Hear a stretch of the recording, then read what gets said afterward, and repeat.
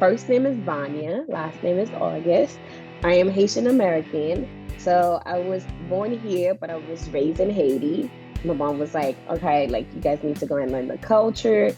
So I stayed in Haiti until I would say 13, 12 and 13. And then we moved back to Brooklyn. I live in Brooklyn all the way to college. And after college, I moved to Tennessee. I'm in Tennessee now. Yeah, it was a big change. Yeah, very different from Brooklyn to Tennessee, the countryside. But I remember coming here. My best friend had moved down here before me, and I used to come and visit her. And somehow Tennessee kind of reminded me of Haiti in a way because it was so open, so green, and I really enjoyed that. And of course, it was a lot cheaper than Brooklyn, way cheaper. So I made that move. I had to adjust a little bit, and when I came to Tennessee, I think that was like probably my second season in bodybuilding. So I was just doing it, but it wasn't like serious for me. It was more like a hobby, like a fun hobby for me. And then I got into teaching, and I was a teacher for 6 years, but I actually worked at that school for 7 years. So the entire time that I was in Tennessee, when I first moved in, I had one, well, I had a job before that, but my main job was being a teacher. And I taught French. So I speak three languages: Haitian Creole, French, and English. I still feel like I'm learning English because that language is hard. And I That's don't know what kind of accent I have. Sometimes I feel like I have a Tennessee accent. Sometimes I still feel like I have the Brooklyn accent. Sometimes I have the Haitian accent. But when I go to Brooklyn, they like, yeah, you so country. So, that's so funny. yeah, that's me. I'm actually trying to learn French right now as well as Italian, and it's been a fun adventure to say the least to kind of like intermingle those. And then, like, obviously, English is my first language. So just trying to like Mhm. figure out, okay, this is kind of some tricks to Yes. learn these new things and, all the rules Especially of when you have to grammar. describe stuff, it's like it's backward. Yeah. Like a pink dress would be dress pink. Like, Mhm. yeah, Yeah. it's pretty tricky. And even like when I say stuff in English, I'm like, no, that's not how you say it. Like this is the French coming out of you. Like I'll put it backward, and I'm like, oh no, no. I taught French. My French is not the best because it's repetitive. I taught high school, and it's like the basic hello, how are you? Like the basic grammar. And I already knew that. I have a pretty good like background when it comes to French because in Haiti we speak Creole and French. Like I had to learn French in Haiti when we were in school. Like we had to speak French.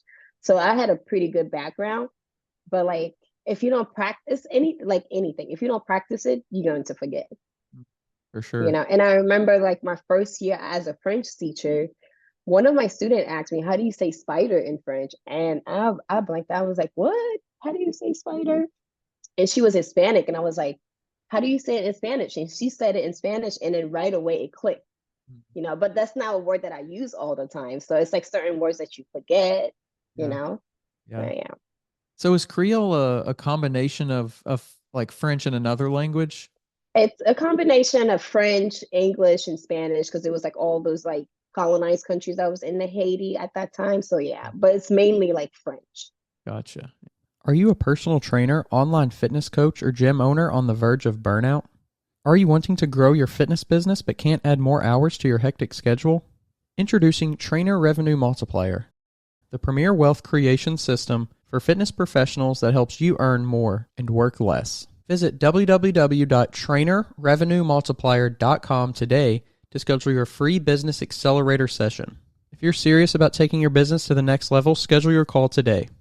Going from the big city to a smaller part of a smaller town, if you will, like how did that influence your viewpoints on health and fitness and your accessibility? Because I know there's a lot of difference between like a lot of times what's available to people in different parts of the country as well. Well, it definitely made me more independent. When I was in Brooklyn, I didn't know how to drive. I moved here when I was 24. I didn't have a license.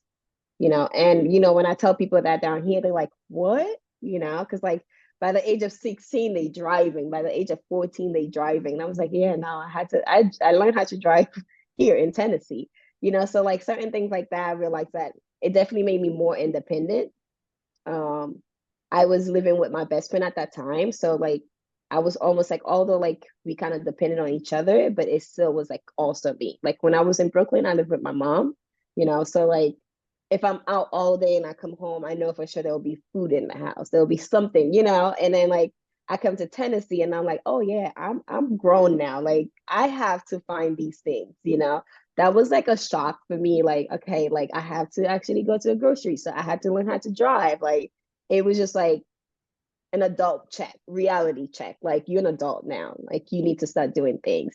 The other part that was not hard to get used to, but it was different. It was like how slow everything was. Yeah. Like I was always like on the go, and everybody's just like almost like taking their sweet time. And it took me a while. I'm like, okay, like come on, let's do this. Or when I go to the grocery store, someone will have a full conversation with me. That part, I was just like, why are you talking to me? What is going on? I was not used to that. Now I'm the person that's talked to people in the grocery, like, hi, how you doing? I like a whole full blown conversation. That was like very different. And like it taught me like it's okay to like just have regular conversation with someone that you don't know. Because you Mm. just don't know what's going on in their life. Whereas like if I was in Brooklyn, it was like everybody is like go about their day. Like if I didn't know you, I would not interact with you at all. I'm like more social, I would say, Interesting. moving to Tennessee. Yeah. Yeah, it's funny you mentioned the driving aspect because it seems like, especially, in smaller communities, like driving is almost like a form of entertainment too. Yes. You And it know? was just like, where are the train and the bus and all that stuff. Yeah, that was different. And although I know like Nashville has like a certain buses going on, but it's nothing in comparison to New York City.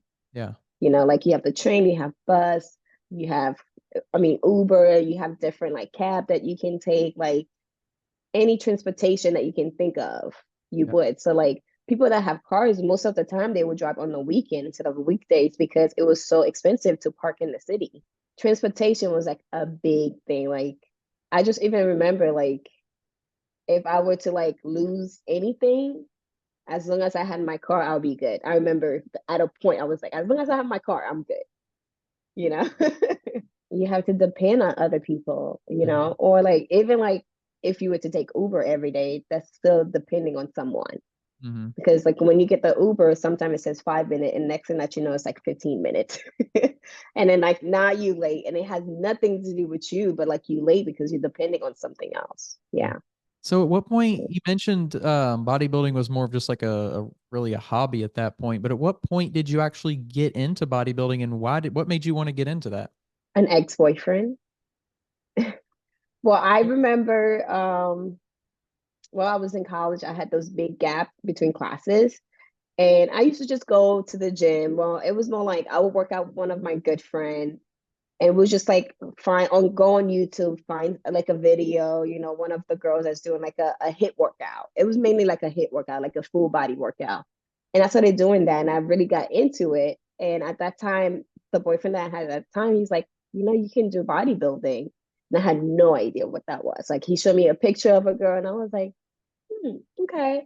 So they looking into it. So they looking at the girls, like the different division that they had. Um, and then I started looking into coaching. Before I started looking into coaching, I started looking into the food, like nutrition wise. Because I was always been active. I was a dancer, but like the nutrition was like something that was big in bodybuilding. So I would started looking into nutrition, like what they were eating, and started changing the way I ate. I wouldn't eat like cereal in the morning anymore. I started eating like eggs and like be more like cautious about what I was eating, like not snacking too much. And I remember when I finally found a coach, and it took me about 6 months to find a coach because I was like doing some research about like who's good around that area in Brooklyn. And during that time, also when I was looking for a coach, I made sure that I knew every exercise in the gym and every weight. Because I remember one time I'm like, oh yeah, I'm just gonna do this machine. And I'm like, what is this machine name? What's a dumbbell and a barbell? Like I remember like taking some time to really know like what is a deadlift, what is squat, what is like all of that stuff versus like, oh, just do this. or I'm watching it on YouTube and I'm just following someone. I definitely took some time to learn like about bodybuilding, about the exercise, about the division I wanted to do until I found a coach. When I found a coach, me and my boyfriend kind of broke up. And it was more like, okay, I'm going to show you that I can do this without you. And that's how I got into bodybuilding. What made you want to get that deep in like the understanding of it and the research of it, and especially with the coach and the sport and the division and all the exercises and the machines and the tools and the equipment? Like, was that something that you're like you frequently do when you get into something? Is you just like try to learn a lot about it? Yeah, I do. I just want to know like everything about it so I can become a better student. That's how I always see it. Like, especially with bodybuilding, I just remember like before when I was used to lift weight, it was just like I would just lift weight. There was no like I wasn't thinking about form. I wasn't thinking about like muscle connection or like those big words. It was just like, okay, I'm going to the gym. I'm going to have a good time with my friend. It's kind of like a hangout, but we just lifting weight and putting full plates on leg press, trying to do that.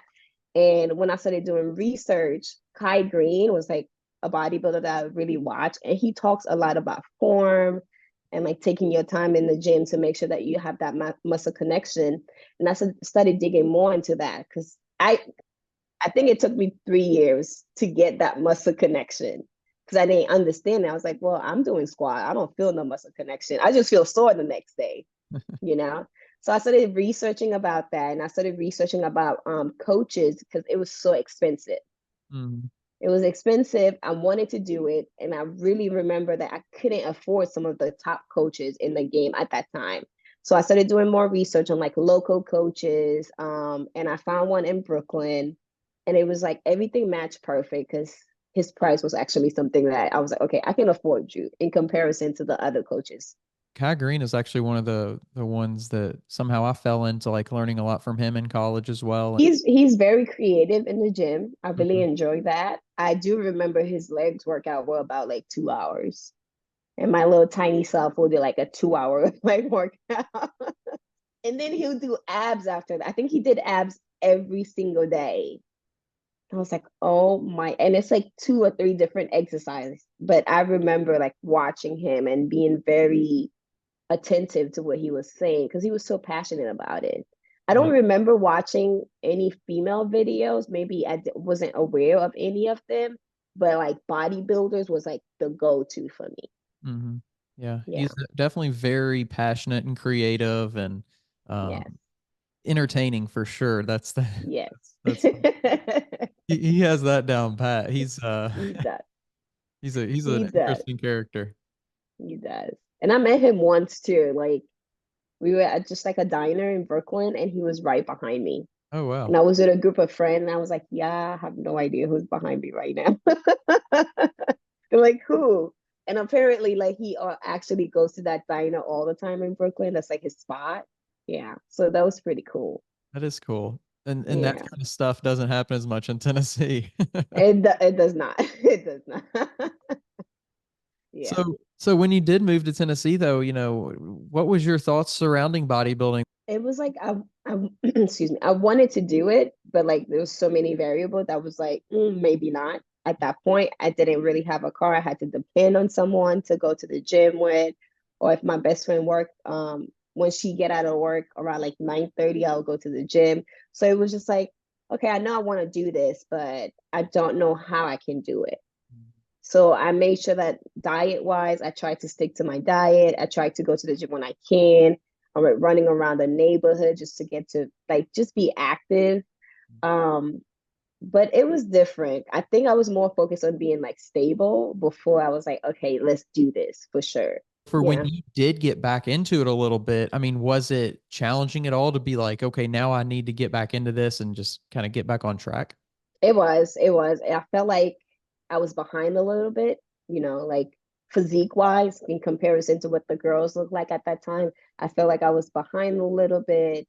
I did one show in Tennessee and it was all the way in November. So I had enough time, like get situated, get my things together. And even when I did that show, it was kind of like it was a small show. It wasn't like a big show. So I just wanted to see like what was it like in the community because I have done one show in Brooklyn and then that was it. And so I was like, okay, I just wanted to compare. Like when I did that first show, it was like, how's the bodybuilding community in Tennessee? And it was very small, Yeah. less competitive in comparison to Brooklyn, very small. And I knew that in my head, like I won my class. I did not win overall. I think I won like three classes, like whatever class, how many classes I'd done. I didn't win overall, but I still wanted to do junior nats the following year. I was more stable. I think at that time I was a teacher for sure. And I was like, okay, I can afford this. I can go to national. I was qualified, but I knew that I wasn't ready. I just wanted to go because in comparison to how the girls look in Brooklyn and in Tennessee, I knew there was a big gap. So like even me winning my class and getting second to overall, I was like, I might be behind with things, but let's see. And Mm-hmm. when I went to Junior USA, I was definitely behind. I got last call out. I was the girl at the end. Wow. That's crazy to Yeah. think that there's that much difference between like winning in one area, one region, Oh and being yes. in another one. When I moved down here, the gym that was to me like bodybuilding gym was Gold's Gym. And I remember being super excited. I came here, I was like, oh my God, you guys have a Gold's Gym. In New York, I think I was working at Metro Fitness at that time or Blank. I was like, oh my God, Gold's Gym. Like I've seen Arnold at that gym, like it was like it felt amazing. And quickly I started feeling like, okay, this feels like another Planet Fitness. What is going on? Like they don't have enough equipment. They don't have this. They don't, it just shows you, okay, although it's Gold's Gym, it's not the same equipment. It's not the same. They don't keep that establishment high, just like they will keep it in California. It was different. And the community was really small. In comparison to now, I would say now Tennessee is definitely more competitive. But when I first moved down there, yeah, it wasn't.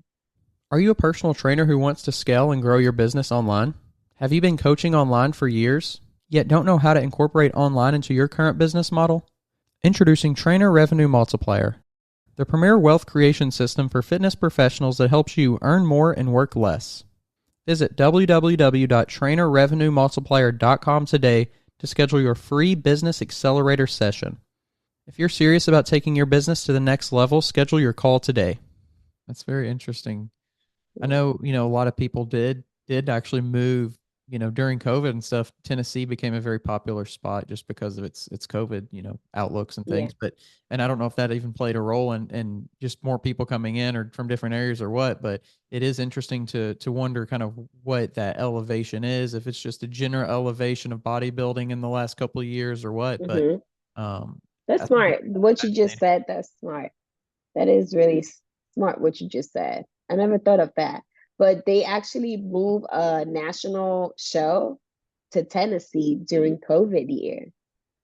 It's called Junior Nath, and it happened 2 weeks ago. Was it 2 weeks? Yeah, 2 weeks. 2 weeks ago in Chattanooga, and it was like so. I mean, all of us in Tennessee were so excited because we didn't have such a big show, and now we have it. And this is the third year that they had it, and it has been really good.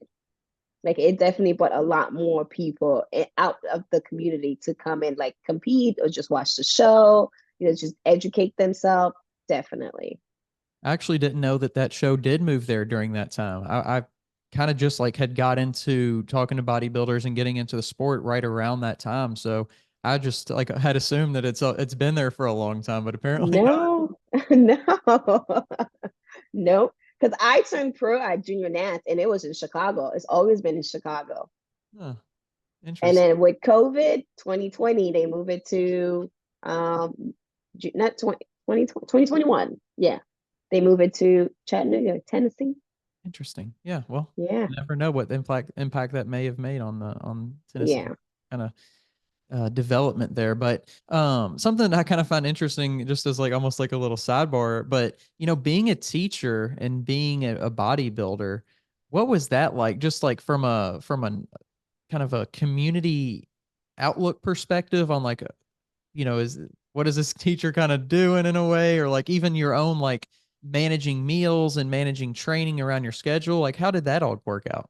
It was super tight. Like my schedule was like I had a strict routine. Like I knew I had to be up by 5 a.m. or sometime earlier than that. Get my fasted cardio, be done by like 6 if I was doing more than like an hour or so on. Shower, eat my first meal. I had to be at the door by 7:20 was the latest to get to work. And then of course like work. And then right after work, like 3:45 ended, I changed in my classroom, go straight to the gym. Did my workout. Sometimes I had to pose client also, did my cardio, came home, and if I had to meal prep because I didn't have enough food the next day, I'll meal prep or get everything ready for the next day and then repeat and repeat and repeat. It Yeah. was tough. And it was days where, like, for example, like if I had to do like how do you call it? Gate worker, where you had to watch the gate if there was a like a soccer game or a basketball game. Okay. So that Friday I will miss my workout and my cardio. So there was nothing I could do about that, just like make sure that I stick to my diet. Mm. Or days where we had like meetings in the morning at 7 a.m. Like even when I tried to do my cardio, it was like a busy early day. But it was really stressful. But at the same time, I didn't notice how stressful I was until I left teaching. But when I was in it, teaching bodybuilding, I felt like I could manage. August of last year, I just woke up and I'm like, oh my God, I'm not thinking about lesson plan. I'm not thinking about Little John. I'm not, it's just like, wow. A lot of people ask me, like, how did you do it? And sometimes I'm like, I don't even know. I don't even know how I did it, but I did it. Mm-hmm. And I know it can be done. You really have to have a routine. Like if you're a teacher and you're a bodybuilder, you have to have like a strict, like your routine gonna be very similar, like the same daily. And when I was out of school during the summer, my routine was off. And I Mm. couldn't wait to get back to school because I know that I'm gonna be back on my diet 100%. I'm gonna be back, like everything gonna be very structured. I It's do miss that. And I try to like even now when I eat my meals, I'm like, okay, if I was in class now, I'll be eating right now. Like I try to stick to the time. Is that something Yeah. that it sounds like you thrive on that, but is that something that like whenever you do get the opportunity to like get away from that even for a short time that like you almost struggle to find the not the enjoyment because I think like you to some level you obviously do enjoy like just like being able to do what you want for a certain matter of time, but is it something to where you're like you almost are thinking about like, okay, well, when I get back, I need to do this, or I can't wait to get Yeah. back because so like I guess with that being said, like how do you manage finding time for non-structured activity and like actually it being in the moment and enjoying that? I try to like when I was a teacher, I definitely try like every other Saturday, I'll try to like block those times during the weekend and then have fun time with my boyfriend or, go away for the weekend or something like that. But now, I don't even know. Because even now, like I'm like, okay, I'm not a teacher now, but it also feel like because I'm now running everything, like I'm my own boss, I do feel like I'm still doing like an 8 to 5. Like I'm still at an 8 to 5. Sometimes it's like more than that. Yeah. And I remember talking to like a couple of my friend and my sister, and I'm like, I think I'm gonna need another day off. Usually I do like Monday as my day off, but I still will end up posing clients or training with a client if I have to reschedule. So technically I don't have Mondays off, or like on Mondays, that's when I want to clean the whole house. I'm not relaxing, I'm doing something. So it's kind of hard for me to just sit down and not do anything. But at the same time, I do try to like at least like set up like a vacation Mhm. or something like a weekend getaway or something where I'm like, okay, like I have no choice but to relax. Not being a teacher, I feel like I am working harder because you're working for yourself. I don't feel like I have a day off, although like on Monday I'm like, okay, I'm not posing any clients. But if like somebody reschedule, I reschedule them. I'm like, so Monday, what time can you do Mondays? I still ended up working on Monday. So yeah. It's more glamorous on the outside than it is on the inside. Yes.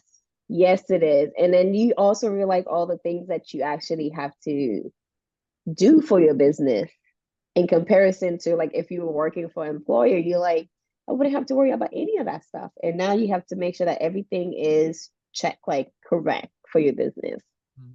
it kind of Yeah. goes back to what we're talking about without being a homeowner versus being like an apartment, Yes. renter. Yeah. Yes. Everything is on you, and you have to kind of, in some senses, start to be good at a lot of different things or start to understand a lot of different things that before, like you said, well, I guess, I don't have to worry about employees. I don't have to worry about taxes. I don't have to worry about Yep. the things The that, schedule, anything like that. yeah, Like all I those, know that I have to be at work at 8:10 is the latest, you know. yeah. Now, sometimes I have clients at 9 a.m., sometimes I have clients at 8:30, you know. So and it's like, okay, but before that 8:30 client or that 9 a.m., I gotta make sure that whatever that I need to get together, like my meals or everything, especially if you have clients back to back, it's like you need to be prepared for the day. Yeah, for sure. Yeah. It's a lot to do. And then obviously, throwing on your own training and your own career in that sense and your own Yes. competitive career is another whole Yeah. nother ball game to add on to that. Yes. And I So think that's why I stopped teaching because it was getting too hectic for me. mhm, for You sure. know, like posing was growing a lot, and I absolutely adore posing because I used to dance, my whole childhood all the way to college. I was a dancer. So like I'm very passionate about posing, and posing was taking over a lot. Like I gained a lot of clients. And I enjoy teaching. I love my students. No one wants to do paperwork. So, of course, I did not enjoy paperwork. So, data entry, all that stuff. I enjoy my students, but I also remember like I would be at work and I couldn't wait to go to the gym. I was just like waiting, like, oh my God, I can't wait for 3:45. Like, just to hit the gym and be like, it's almost like a me time, like all my frustration. I used that in the gym, can't scream at the kids. I'm like, yeah, I'm gonna do all of that at the gym. But I just remember like I really enjoy posing a lot more than teaching. And I told myself like, and I've been wanting to quit teaching to do posing for a while, but we always want to wait for that perfect time. And I said, you know what, I'm just gonna do it. And if it doesn't work, I can at least go back to teaching, but at least I know that I took that risk. Do you feel like you took some of those skills though from being a teacher and kind of utilize those now and helping teach people to pose and just Yes, communication and things like that, organization and stuff like that? yes, for sure. And I get a lot of compliments from my client. They're like, we can tell you're a teacher. You're a good teacher. I'm like, okay, good. Because teaching posing is just like teaching French. Some people are visual learners, some people are hands-on, and sometimes you have to use different words with different clients. So just because I say push your hips back with one client and then the other client, I might say the same thing and they're looking at me like, what do you mean push your hips back? And then I would tell them just your pelvic, tuck and they're like, oh, everything clicked. So it taught me different a lot of skill because I remember in French I had to do the same thing. Like I would teach a topic and I'll have half a student get it and half a student don't get it, and I have to go back and reteach and find a way to make it either more fun or use different words, different vocab, different games. And then for some reason, like something will make it more easier for them to understand. And it's the same thing for posing also. Yeah, it's so interesting how powerful different, cues are for different people. Agree, agree. Or like sometimes you teach someone something over and over and it takes them a while to understand. It takes them a while to put one and two together. Like, okay, this makes sense. It's the same thing for posing. Like, I have clients, 4 session, 5 session, and I'm saying the same thing: stand up tall, chest up. And it'll be that one session where she just connects. Like, she understood what she needs to do. And you have other clients where you just tell them what to do and they could get it right away. You know, Yeah. you just got to be patient. You have to be very patient, just like teaching. You have to be patient. Mhm. Yeah, and I think it's interesting too sometimes how like the best teachers or coaches are the ones that like you almost understand what it's like to not understand. Because sometimes when you're so good at something or just like so naturally gifted at something, you can't like connect with someone because it's always been like a breeze for you. But I think yeah. the best coaches or teachers are ones who maybe struggled at some point. And also being open to learning from your clients, and my students, Yeah. that's like so many times, like the cues. I remember like one of my clients, she had a whole cues in her head, and I'm like, okay, I'm gonna use that. Like it was helpful. She was like, I don't know what we were doing, but she was like, okay, now I'm gonna go back home. And it helped her in her posing because we were going like doing front pose, and she was calling her front pose home. And there's a transition that's like very similar to the front pose. And when I would say transition, she would say, okay, go back home. Like to her, that's what helped her, you know? And it taught me, okay, like I can use different words. It doesn't have to be go back to your front pose. It could be something that this person, they understand what I'm saying, and they can understand that when I say go home, it means front pose, you know? Yeah, that's Yeah. cool. That's cool. Yeah. I think that you're giving that person almost the power, like connecting the dots in their own brain. That's pretty cool, Yes. pretty interesting. Yes. At what point in your bodybuilding journey did you start to feel like you had some potential or you had like this ability potentially to one day reach, reach the highest levels? Or, was that something that you did start to grasp early on, or did it take kind of some time to start feel that kind of evolve within you? Or, maybe even to some level today, is it still like this battle of that, or what's that like for you? It took me a while to understand my potential. I think before I turned pro, I was just doing bodybuilding. I was just doing it. It was fun. The glam, the end result was really fun. And I just remember one time, it was 2018 or 2017. I've done three nationals, and one of them I placed seven. It was my first call out. And then the other one I was second call out, third call out. And I remember like I was cheating on my diet. Like I will go to the gym, hit my workout, hit my cardio, and then go to Taco Bell and have Taco Bell. And then the next day, you're like, I'm gonna do an hour cardio to, burn that calorie that I just ate. And then I realized that I was holding myself back, and then it was a prep that I did. I said, okay, let me actually do this for like 100%. Follow my diet. Don't cheat on my diet. Do my cardio. Do my workout, and see how good I can be at this. And I did it, and I got first call out. And I started understanding, okay, I can actually be good in this sport. And of course, like after nationals, I turned pro, and I started looking at myself like, I know that I can be an Olympian.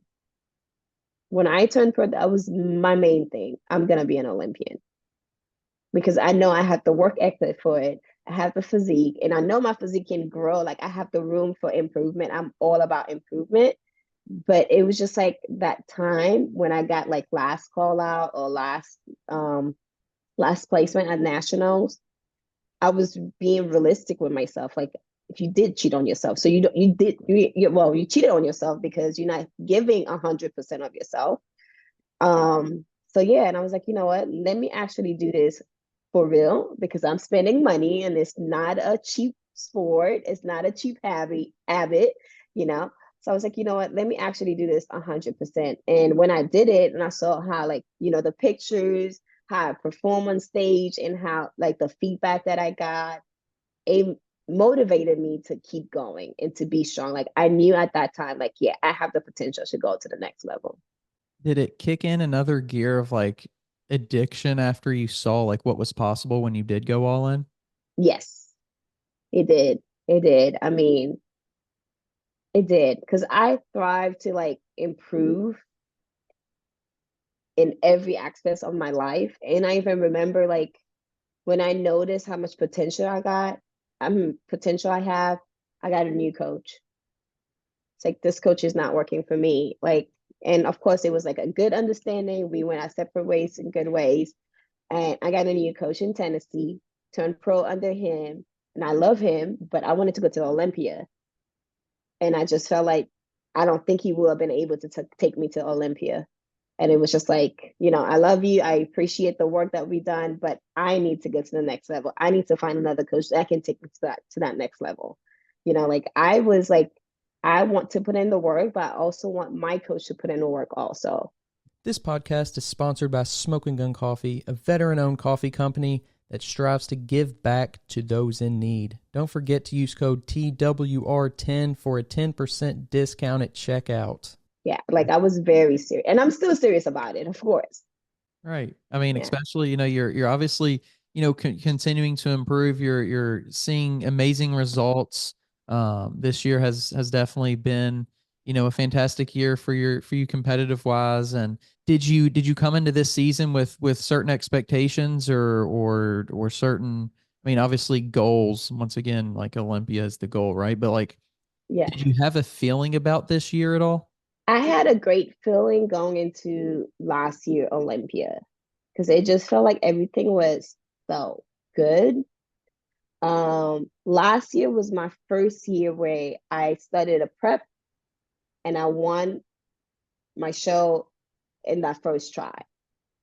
I studied prep in January or February. I got on stage in March. I won and I was qualified. And that feeling was amazing. I have never felt like that before because in the previous year, I have done 8 shows, 11 shows, 10 shows, to qualify for the Olympia. And now I did one show and I was done. That feeling was amazing. And knowing that if I do a show now, like if I jump into another show, the pressure it's not that much pressure because I'm already qualified. Of course, you want to be, you want to look good, you want to win, but if I don't get that first place, it's not like, oh man, I got to keep going. So I remember last year, I was like, what a privilege to feel like that. That is also a blessing. I'm like, oh my God, this is what the top pros feels like. One show and you're done. You don't have to do any show. And it was that first time I was like, okay, like I enjoy this feeling. I feel grateful that I can do this and I want to continue to do this. Like, how do I keep going like that? And I definitely noticed it's all about the diet. It's the diet, especially during improvement season. You can't go off completely crazy. For you though, how did you manage that time in between? Because you weren't competing, or you weren't, you didn't have that pressure of, man, I have to win, or I have to keep competing to try to get qualified. Like what kind of different mental shifts and like maybe even mental hurdles did you have to overcome in that time period?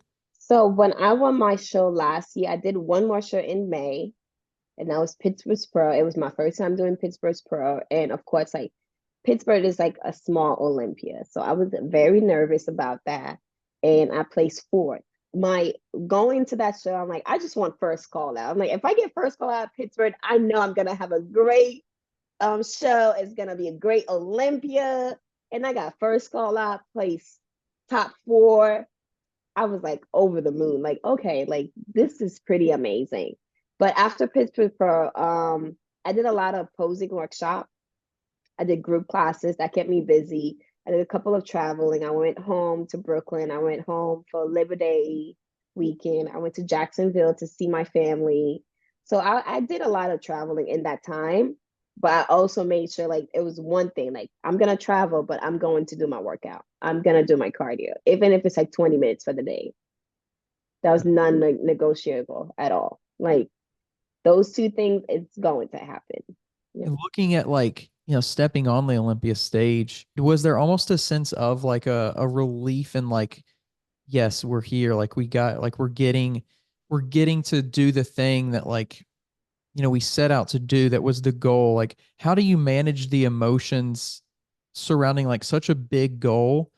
And then when you finally realize that you're going to be achieving that goal, how do you then take that and go, all right, we did it, and now we have to continue to push. Like I mean, of course, every year there's an Olympia, right? So it's kind of like, well, then Right. it's the goal for next year. But does it feel different? Does it almost feel like a different kind of goal after you achieve it?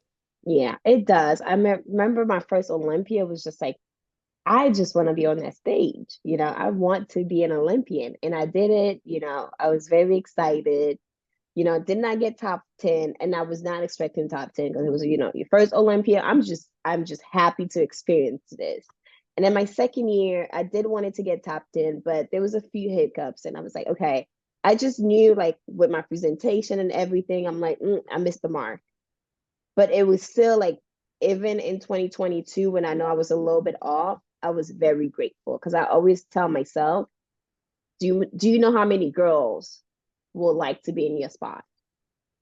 So yes, you did. Okay, you did not get top 10, but you still got to that Olympia. You are the best of the best that got to Olympia. So I always remind myself that, like, remember that somebody else would love to be in this spot. And then of course after 2022, 2023, it was like, okay, like, you qualify, I want to get top 10. Second call out, top 10. And Olympia came out. I know I felt really good about it. I got second called out and I was pumped.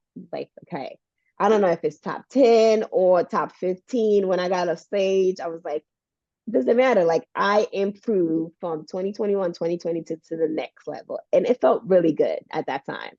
And of course, with the Olympia, you find out right away, like, where you place. And I placed 12th. I was so excited.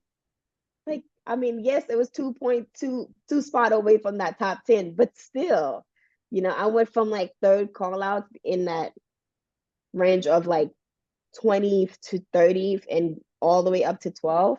That is a pretty dope accomplishment for me, I think. How have you kind of like continued to dig into those aspects as the years, and the Olympias have gone by? So I definitely stay updated with the shows, like, like all the, like, I want to show. I still want to know, like, who's winning the show, what they looking for. Are they still looking for the same standard? I really pay attention to that. Like, are they looking for fullness, more conditioning, more vascularity, like things like that. And also look into the code, like the judges, like who judged that show, like, because again, the sport is very subjective. Yes, we have a standard, we have a criteria, but some judges do like a fuller look. Some judges do like a more muscular look. So I try to keep up with that. Like, the judges, like, what kind of look they like, where they going with bikini, and sometimes it depends on the show and who shows up. I try to stick to that. And I always look at the winners, like, okay, like, they look good. Like, if I was standing next to them, what will I have to improve on? Like, okay, maybe her glutes are more dense or she has more tie-ins. So I try to look at things like that also. Like, if I was standing next to the winner or top two Olympian, how will I, match with them? What will I need to work on? Gotcha. And I remember, like, for 2023, when I got my feedback, I knew right away what it was going to be. I was way too lean, way too shredded. But like, at that time, the morning of, I felt good. I was like, oh yes, I know my look. And then looking at the pictures and the lineup and then the top three, I understood better. Okay, I was too shredded. I was too lean, too dry. Yeah. How do you keep yourself, I guess, just like okay with the unknown? I just know that one day or one weekend you can be first, and then another weekend you can be 10th or fifth.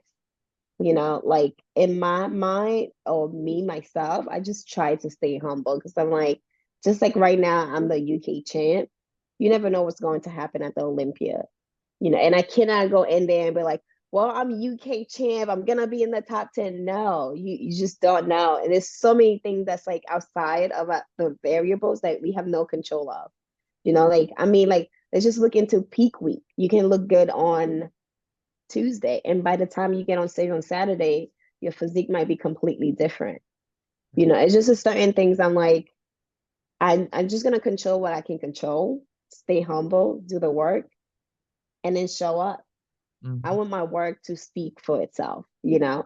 just show up. Because, when you on Instagram or in social media and stuff, and you like big, what do you say, big flex, like, you just saying all that stuff. I'm coming for it. I'm doing this. And it's good to have that type of attitude, but it's also like, I don't want people to feel like depressed. I don't like when I hear people say, well, I didn't place that way or that way, and I was depressed about it. I was depressed about that.